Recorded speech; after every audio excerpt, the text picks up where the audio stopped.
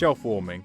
We all do it from time to time, but figure-wise, we always see some Transformers warming the shelves that never seem to get sold. Like that one time I went to a store and saw a buzzworthy Bumblebee Squeaks mask being sold next to a Last Night Squeaks mask. Heavily discounted too. But to this day, the size class that warms shelves the most is the War for Cybertron Micromasters. What started as a fun return in the Siege line soon turned to hogging up pegs in stores. This mainly happened during Earthrise, and there's one pack in particular I see every time: Daddy-O and Trip-Up. To this day, I still see them on store shelves. That's a lot of that's a lot of.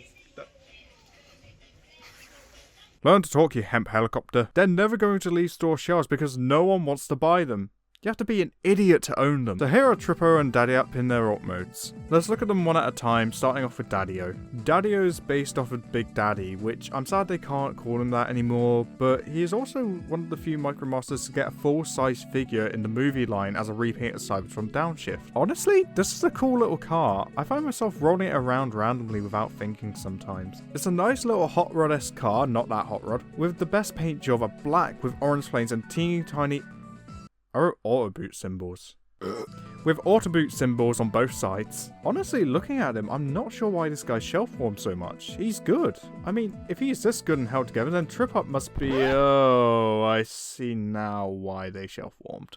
Okay, so Trip-Up does look nice with the colour scheme of white, blue flames and yellow windows. However, for some reason it reminds me of milk. Possibly spoiled milk with the yellow chunks in it. My biggest problem is that the back does not peg in at all. No matter how much you push, it pops back out again. I've tried multiple times, but I can never get it to fit right. And listen to this. I'm sorry, is that the legs trying to fold in, or my door whenever I open and close it?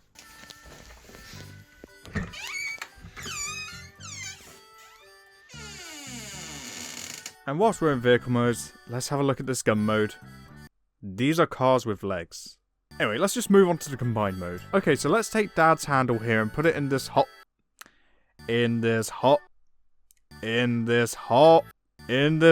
for fuck, just like this.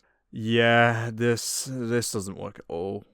Like, who thought of this? Was it John Warden, aka John Hasbro? Oh, actually, I'm sorry, I should be referring to him by his full name, Jonathan has a brother, the Minecraft Warden! The transformation between them is the same. Please bend, arm stretch, rah rah rah. In robot mode, Trip-Up now adds green to his mossy, mouldy, milky colour scheme.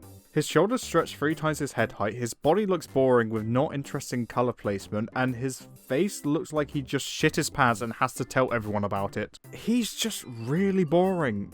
At least with Daddy-O, he looks better, but that's not saying much either. He's just a little boring man with long boring shoulders who shares the same boring articulation and whose hands fall off. Yeah, I bet you didn't know that the fists are actually separate parts. And that's the root of the problem. These two share too many points since they share the same base mold. If it was just Daddy-O, it could have been good, but with Trip-Up, mate, you live up to your name. Trip-Up brings the set down and ends up causing both to suffer. And that is one of the biggest reasons as to why the Micromasters failed and continues to stay on store shelves to this day. Maybe one day we'll see them disappear from shelves. Someone may finally buy these guys and heck, maybe someone would enjoy them. But for now, I live safely knowing these guys will be keeping my shelves warm for me whilst they live under my roof. Actually, come to think of it, how many times did I say this guy's name? Oh, okay, so Trip-Up 7. And then, for the other guy, how many times did I say his name? Oh, Daddy-O 5. Okay. Oh, wait. No shit. No.